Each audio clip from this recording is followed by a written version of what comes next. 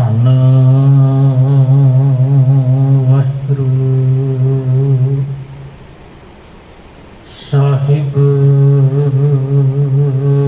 JIO.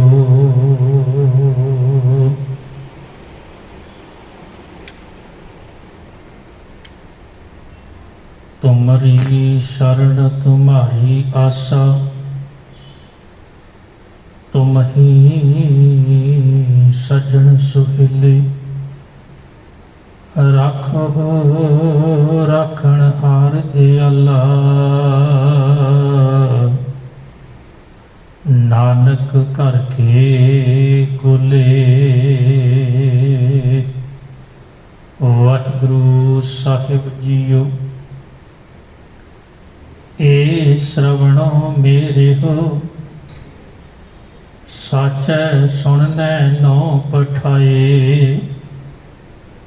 साचै सुननै नौ पठाए, शरीर लाए। सुनो सत बाणी, जित सुनी मन तन हरिया हुआ। रसना रस समाणी, सच अलख विढ़ाणी। ताकि गत कही न जाए, कह नानक अमृत नाम सुनो।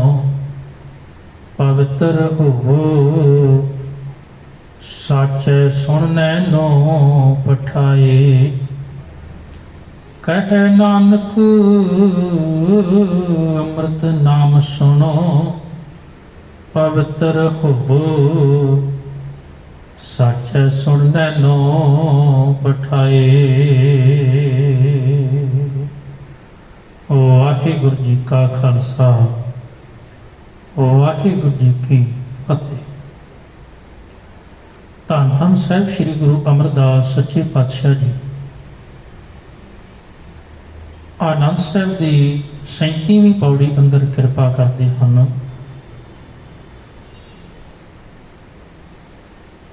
कि जिथे मनुख नूं एक कीमती मनुखा देही प्राप्त हुई है, उस नाल ही इनू बड़े ही अमोलक ते कीमती अंग भी मिले हैं। ते उन्हां अंगां दे राही मनुख इस देही नूं ही नहीं बल्कि अपने जीवन नूं भी सफला कर सकता है। तां अज दी पौड़ी विच गुरुदेव ने मनुख नूं उसके कन्ना दे राही उपदेश दिता है कि तेरे जो कन हैं, ये जो श्रवण ने,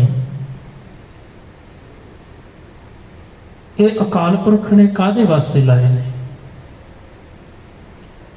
इन्हां दा की मकसद है कि जो तू अज सुन रहा है उस सुने हुए का तेन कोई लाभ है। तेरा सुनिया होया प्रवान है। तो मेरे पातशाह जी ने बड़ी कृपा की है। पहली गल तो गुरुदेव ने यह सब तो पहला समझा दी, ये श्रवणों मेरे हो, साचै सुननै नो पठाए। सतगुरु पातशाह जी आखते ने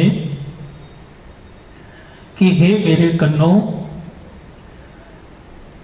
तुसी अकाल पुरख परमात्मा की बाणी सुनिया करो, क्योंकि तुहानू बाणी सुनन वास्ते ही, परमात्मा की सिफत सलाह सुनने वास्ते ही परमेश्वर ने लाया है।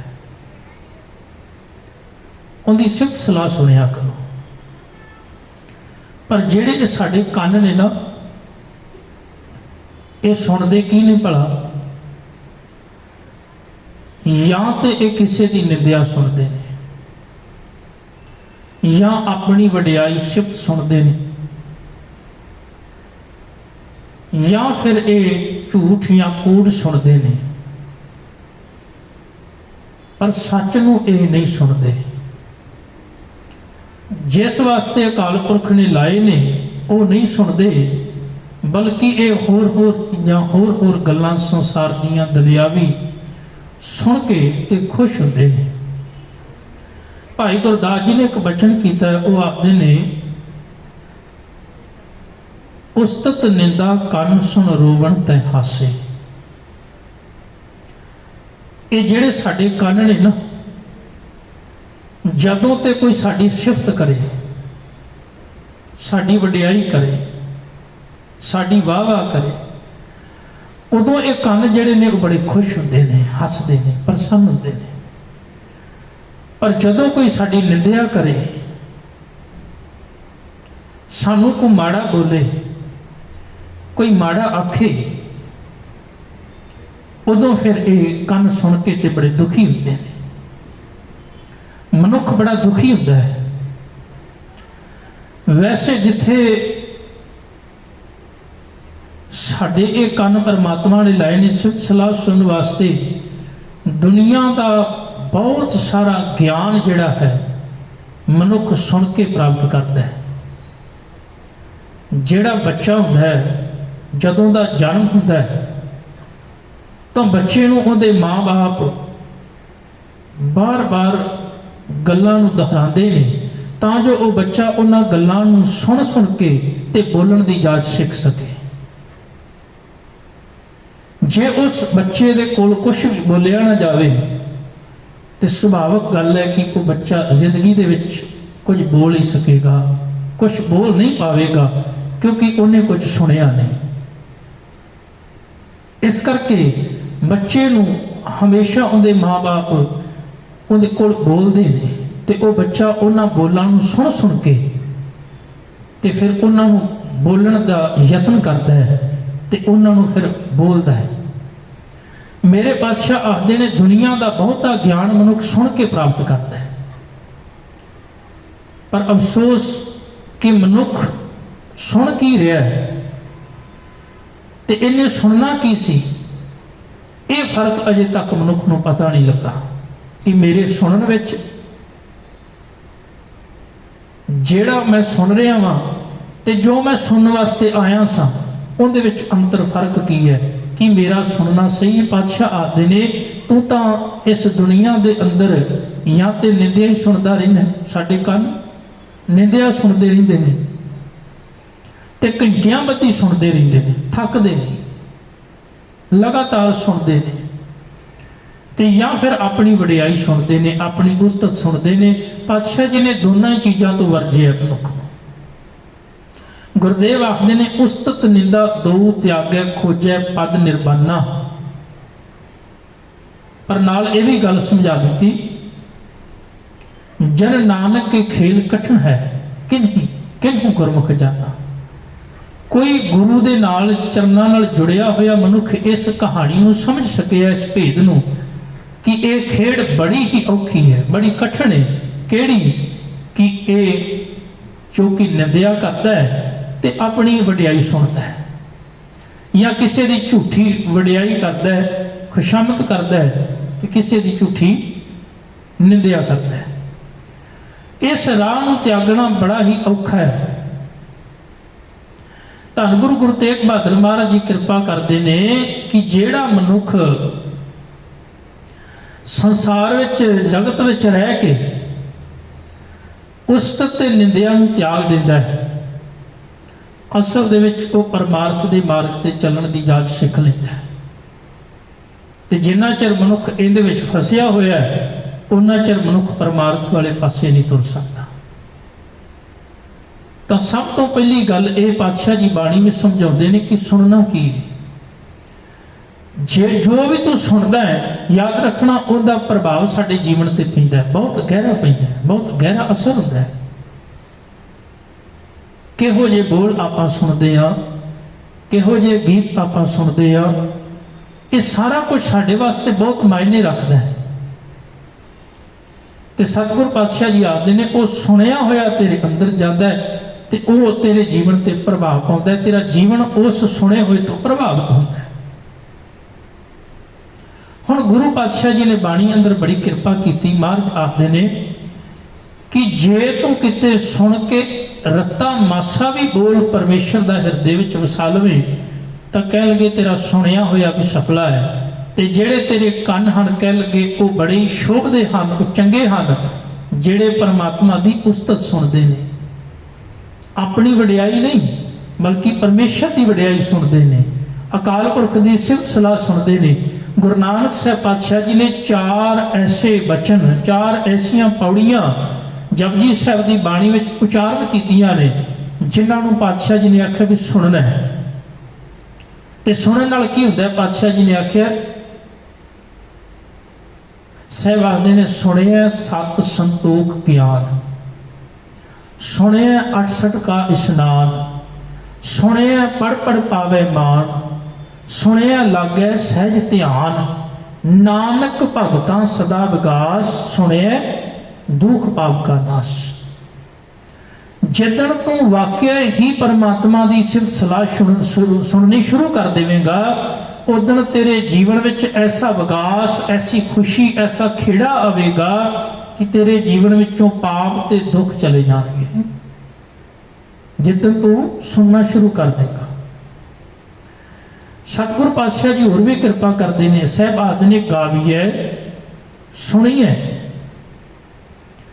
अपनी जुबान नाल परमात्मा के गुणां नूं गा, उन्हां नूं अपने कन्नां नाल सुन।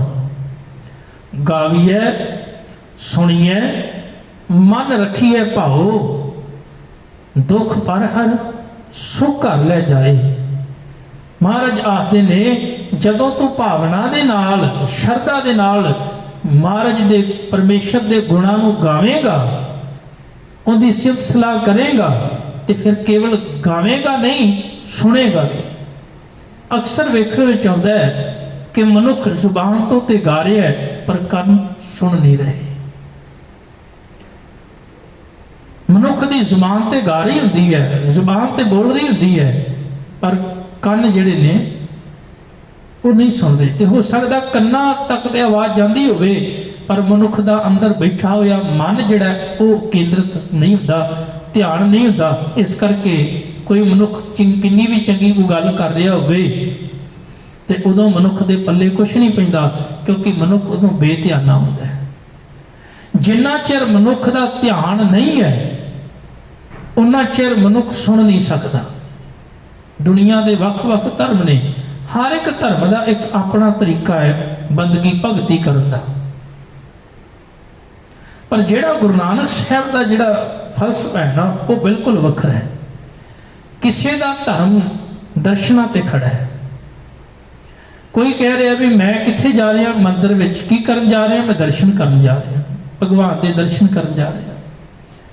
किसी की आस्था दर्शना ते खड़ी, वो कहता मैं भगवान के दर्शन करन जा रहा।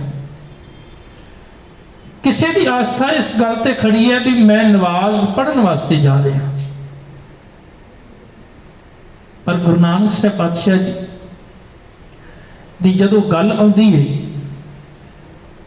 पर उदों सतगुरु पातशाह जी ने बड़ी वखरी गल की। साहब आखदे ने, हो सकता है अखां नाल वेखना भी बड़ा सुखैन सौखा होवे, हो सकता है जुबान दे नाल पढ़ना भी बहुत सौखा होवे, पर सुनना बहुत औखा है। सच है, सुनना वाकई बहुत औखा है, और सच सुनना बहुत ही औखा है। दुनिया की मनुख हर गल सुन रहा है, पर सच सुनना बहुत ही औखा ते बड़ा कौड़ा है। पर यह भी एक गल है, जिहड़ा बंदा सुनना नहीं सीखिया, याद रखना जिंदगी में कभी किसी मुकाम पर नहीं पहुंच सकता। जिहड़ा विद्यार्थी, जिहड़ा स्टूडेंट अपने टीचर की गल नूं सुनदा नहीं ते सुन के उन्होंने मनदा नहीं, जीवन में किसी मुकाम पर नहीं पहुंच सकता। सच यह है, जिहड़ा बाणी नूं सुनदा नहीं ते सुन के जीवन में कमाउंदा नहीं, वह भी किसी मुकाम पर नहीं पहुंच सकता। पातशाह आखदे ने, इनू सुन के ते फिर इनू मन, ते केवल मनण तक ही सीमित ना रह जाए। हालांकि साडा पहला कर्म जिहड़ा है वो पढ़ना होता है।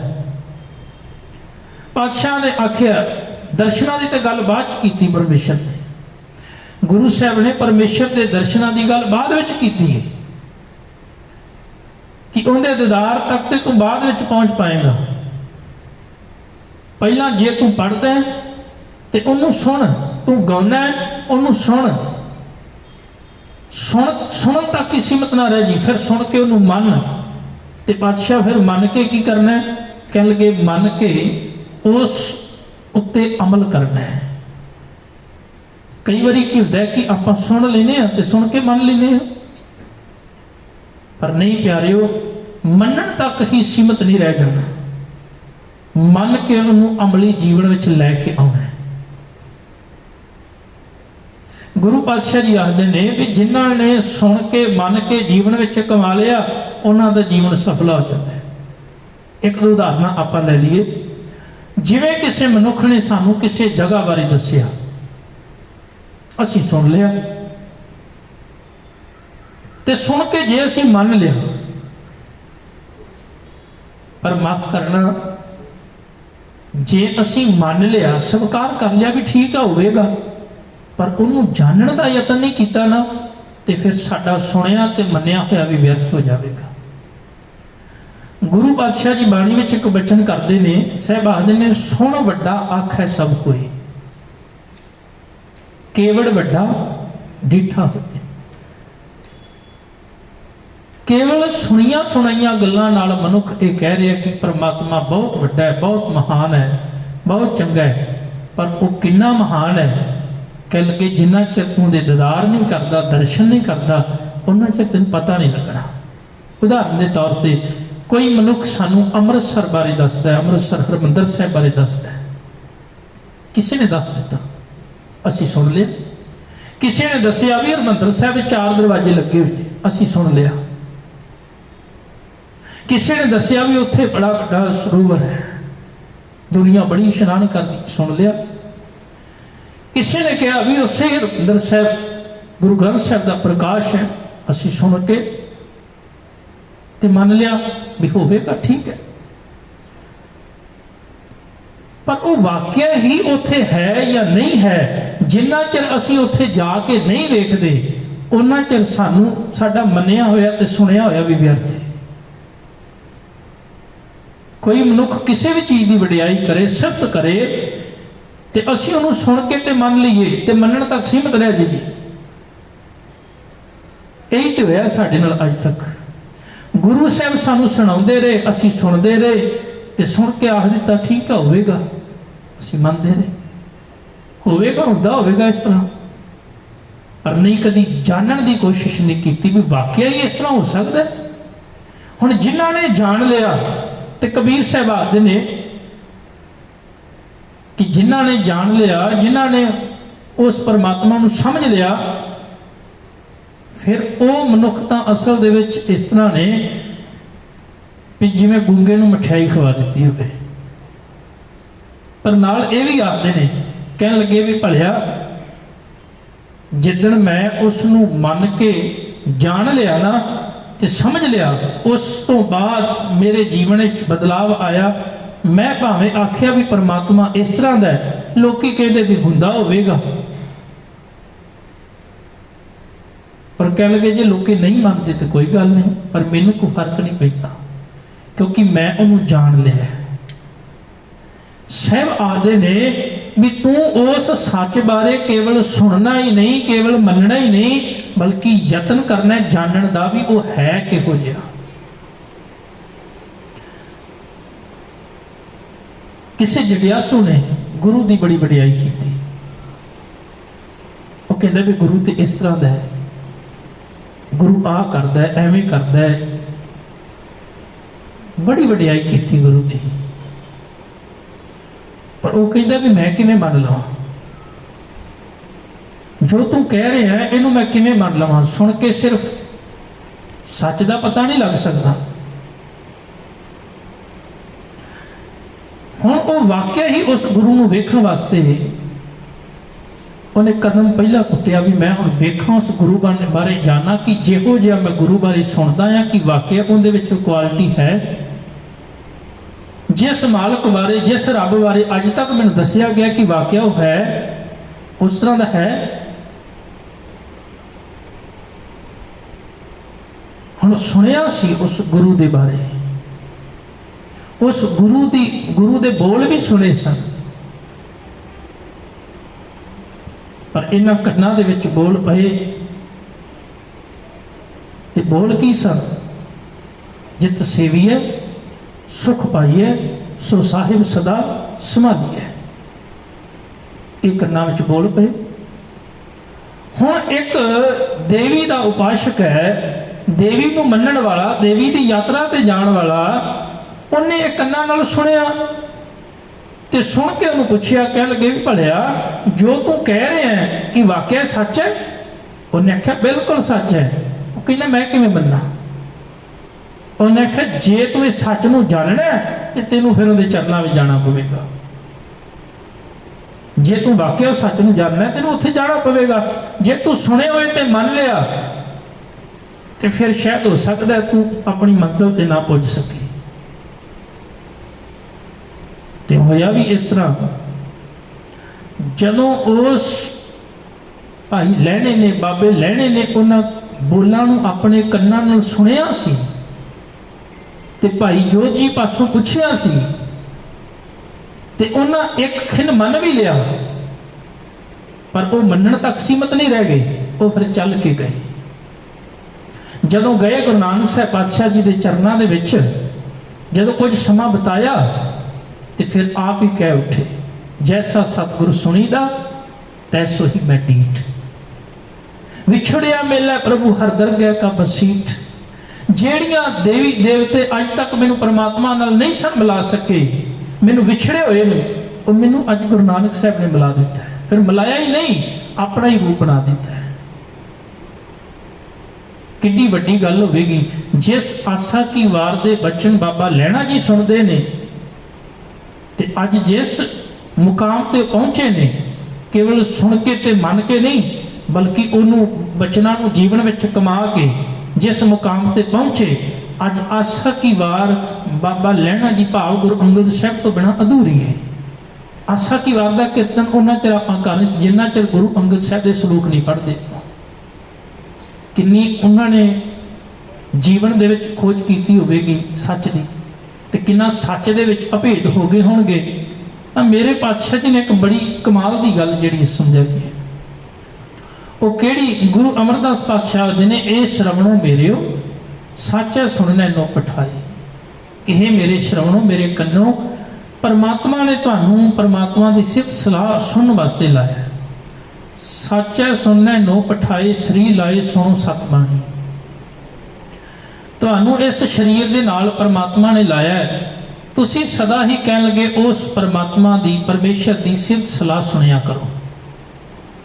ਜਿਵੇਂ ਜਿਵੇਂ ਉਹਦੀ ਸਿਫਤ ਸਲਾਹ ਸੁਣੋਗੇ, ਤੁਹਾਡੇ ਅੰਦਰ ਉਸ ਪਰਮਾਤਮਾ ਦੀ ਯਾਦ ਬਣਦੀ ਜਾਵੇਗੀ। ਇੱਕ ਗੱਲ ਯਾਦ ਰੱਖਿਓ, ਜਿਹੜੀ ਚੀਜ਼ ਆਪਾਂ ਬਾਰ-ਬਾਰ ਸੁਣਦੇ ਹਾਂ, ਸਾਡਾ ਮਨ ਉਸ ਚੀਜ਼ ਦਾ ਆਦੀ ਹੋ ਜਾਂਦਾ ਹੈ। ਇਹੀ ਗੱਲ ਸੀ ਕਿ ਗੁਰੂ ਨਾਨਕ ਸਾਹਿਬ ਜੀ ਨੇ ਕੀਰਤਨ ਵਰਗੀ ਦਾਤ ਸਾਡੀ ਝੋਲੀ ਵਿੱਚ ਪਾ ਦਿੱਤੀ।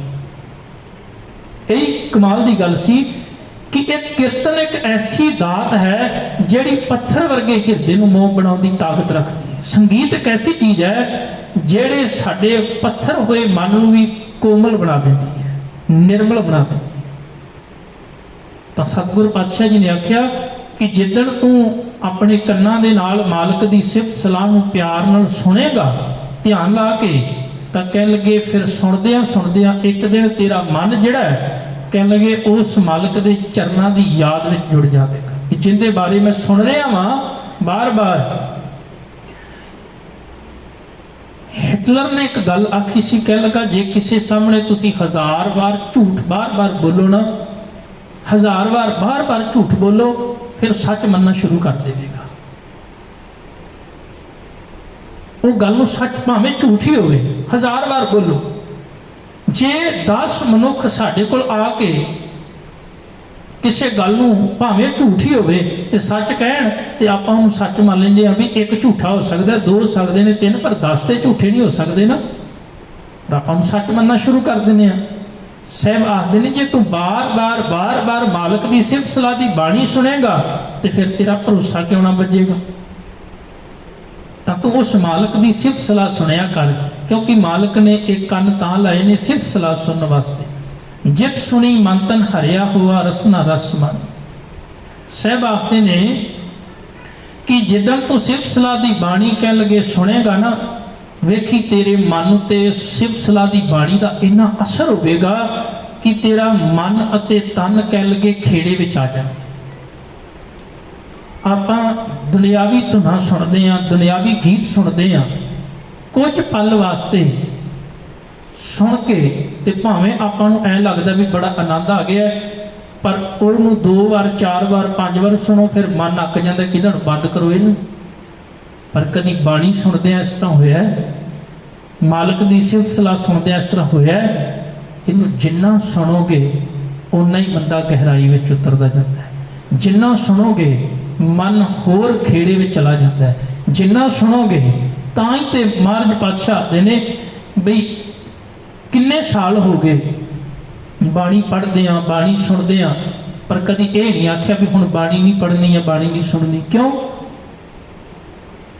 ਕਿਉਂਕਿ ਪਤਾ ਆ ਜਿੰਨੀ ਵਾਰ ਵੀ ਆਪਾਂ ਬਾਣੀ ਪੜ੍ਹਦੇ ਆ ਹਰ ਵਾਰ ਕੁਝ ਨਵਾਂ ਹੀ ਮਹਿਸੂਸ ਹੁੰਦਾ ਹੈ। ਜਿੰਨੀ ਵਾਰ ਆਪਾਂ ਬਾਣੀ ਸੁਣਦੇ ਆ ਕੁਝ ਨਵਾਂ ਹੀ ਮਹਿਸੂਸ ਹੁੰਦਾ ਹੈ। ਅਸੀਂ ਅੱਕਦੇ ਜਾਂ ਥੱਕਦੇ ਨਹੀਂ। ਕਿਉਂ? ਕਿਉਂਕਿ ਜਿਵੇਂ ਜਿਵੇਂ ਮਨ ਨੂੰ ਬਾਣੀ ਦਾ ਰਸ ਆਉਣਾ ਸ਼ੁਰੂ ਹੁੰਦਾ ਹੈ, ਉਵੇਂ ਉਵੇਂ ਫਿਰ ਮਨ ਨੂੰ ਹੋਰ ਆਨੰਦ ਆਉਂਦਾ ਹੈ ਤੇ ਮਨੁੱਖ ਹੋਰ ਖੇੜੇ ਵੱਲ ਨੂੰ ਜਾਂਦਾ ਹੈ।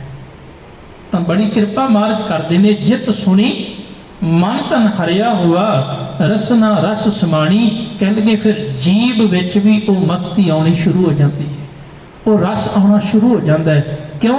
ਕਿਉਂਕਿ ਪਾਤਸ਼ਾਹ ਜੀ ਨੇ ਆਖਿਆ ਅੰਤਰ ਗੁਰ ਆਰਾਧਨਾ ਜਿਹਵਾ ਜਪ ਗੁਰ ਨਾਉ, ਨੇਤਰੀ ਸਤਿਗੁਰ ਪੇਖਣਾ ਸ਼ਰਵਣੀ ਸੁਣਨਾ ਗੁਰ ਨਾਉ। ਇਹ ਨਾ ਹੋਵੇ ਵੀ ਜ਼ੁਬਾਨ ਤੇ ਵਾਹਿਗੁਰੂ ਵਾਹਿਗੁਰੂ ਵਾਹਿਗੁਰੂ ਕਰੀ ਜਾ ਰਹੀ ਪਰ ਕੰਨ ਵਾਹਿਗੁਰੂ ਸੁਣ ਹੀ ਨਹੀਂ ਰਹੇ।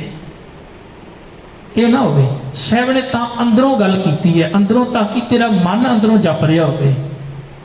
ਮਨ ਜਪੇ ਤਾਂ ਪਹਿਲਾਂ ਜਿਹੜਾ ਅਭਿਆਸ ਇਹ ਹੀ ਹੈ ਸ਼ੁਰੂ ਤੋਂ, ਕਿ ਪਹਿਲਾਂ ਹਮੇਸ਼ਾ ਜ਼ੋਰ ਜ਼ੋਰ ਦੀ ਬੋਲ ਕੇ, ਉੱਚੀ ਬੋਲ ਕੇ ਮਨੁੱਖ ਜਦੋਂ ਸਿਮਰਨ ਦਾ, ਬਾਣੀ ਦਾ ਅਭਿਆਸ ਕਰਦਾ ਹੈ, ਫਿਰ ਜਿਵੇਂ ਅਭਿਆਸ ਹੋ ਜਾਂਦਾ ਹੈ, ਫਿਰ ਮਨੁੱਖ ਫਿਰ ਭਾਵੇਂ ਜਿੱਥੇ ਮਰਜੀ ਜਾਵੇ, ਫਿਰ ਮੁਖ ਤੋਂ ਭਾਵੇਂ ਵਾਹਿਗੁਰੂ ਨਾ ਵੀ ਬੋਲੇ ਪਰ ਅੰਦਰੋਂ ਚਿੱਤ, ਅੰਦਰੋਂ ਮਨ ਵਾਹਿਗੁਰੂ ਬੋਲ ਰਿਹਾ ਹੁੰਦਾ ਹੈ।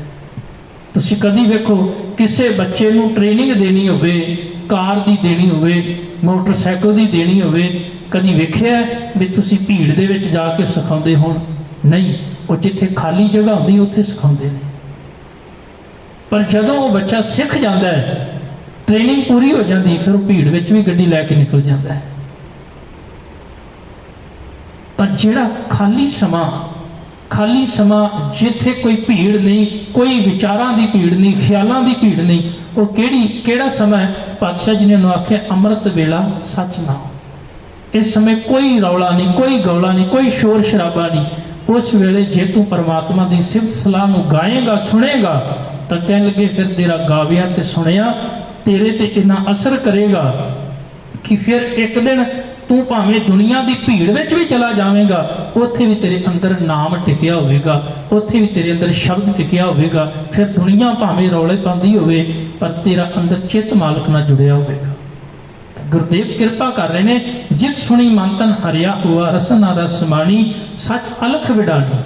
ਕਹਿ ਲਗੇ ਪਰਮਾਤਮਾ ਦੀ ਜਿਹੜੀ ਸਿਫਤ ਸਲਾਹ ਸਦੀਵ ਰਹਿਣ ਵਾਲੀ, ਉਹ ਅਚਰਜ ਹੈ। ਤਾਂ ਗੁਰਦੇਵ ਆਖਦੇ ਨੇ ਤਾਂ ਕਿ ਗੱਤ ਕਹੀ ਨਾ ਜਾਏ। ਕਹਿਣ ਲੱਗੇ ਉਹ ਅਵਸਥਾ ਫਿਰ ਬਿਆਨ ਨਹੀਂ ਕੀਤੀ ਜਾ ਸਕਦੀ, ਕਿਹੜੀ? ਪਰਮਾਤਮਾ ਦੀ, ਪਰਮੇਸ਼ਰ ਦੀ, ਜਿਹੜੀ ਅਚਰਜਤਾ ਪੈਦਾ ਕਰ ਦਿੰਦੀ ਹੈ। ਕਹੇ ਨਾਨਕ ਅੰਮ੍ਰਿਤ ਨਾਮ ਸੁਣੋ ਪਵਿੱਤਰ ਹੋ, ਸਾਚੇ ਸੁਣੈ ਨੋ ਪਠਾਈ। ਸਾਹਿਬ ਆਖਦੇ ਨੇ, ਨਾਨਕ ਜੀ ਆਖਦੇ ਨੇ ਕਿ ਭਾਈ ਤੂੰ ਸਦਾ ਹੀ ਆਤਮਿਕ ਜੀਵਨ ਦੇਣ ਵਾਲਾ ਪਰਮਾਤਮਾ ਦਾ ਨਾਮ ਸੁਣਿਆ ਕਰ, ਕਿਉਂਕਿ ਨਾਮ ਸੁਣਿਆ ਤੇਰੇ ਇਹ ਨੇਤਰ ਪਵਿੱਤਰ ਹੋ ਜਾਣਗੇ, ਤੇਰੀ ਇਹ ਜ਼ੁਬਾਨ ਜਿਹੜੀ ਹੈ ਉਹ ਪਵਿੱਤਰ ਹੋ ਜਾਵੇਗੀ, ਤੇਰੇ ਇਹ ਸ਼ਰਵਣ ਜਿਹੜੇ ਨੇ ਪਵਿੱਤਰ ਹੋ ਜਾਣਗੇ, ਤੇਰਾ ਇਹ ਸਰੀਰ, ਤੇਰੀ ਦੇਹੀ ਪਵਿੱਤਰ ਹੋ ਜਾਵੇਗੀ। ਜੇ ਤੂੰ ਮਾਲਕ ਦੀ ਸਿਫਤ ਸਲਾਹ ਨੂੰ ਸੁਣੇਗਾ, ਜੇ ਤੂੰ ਗਾਵੇਗਾ, ਤਾਂ ਤੇਰਾ ਗਾਵਿਆ ਤੇ ਸੁਣਿਆ ਵੀ ਮਾਲਕ ਦੇ ਦਰ ਤੇ ਪ੍ਰਵਾਨ ਹੋਵੇਗਾ। ਸਭ ਕਿਰਪਾ ਕਰਨ, ਆਪਣੇ ਚਰਨਾਂ ਨਾਲ ਜੋੜ ਕੇ ਰੱਖਣ, ਹੋਈਆਂ ਭੁੱਲਾਂ ਚੁੱਕਾਂ ਦੀ ਖਿਮਾ। ਵਾਹਿਗੁਰੂ ਜੀ ਕਾ ਖਾਲਸਾ, ਵਾਹਿਗੁਰੂ ਜੀ ਕੀ ਫਤਿਹ।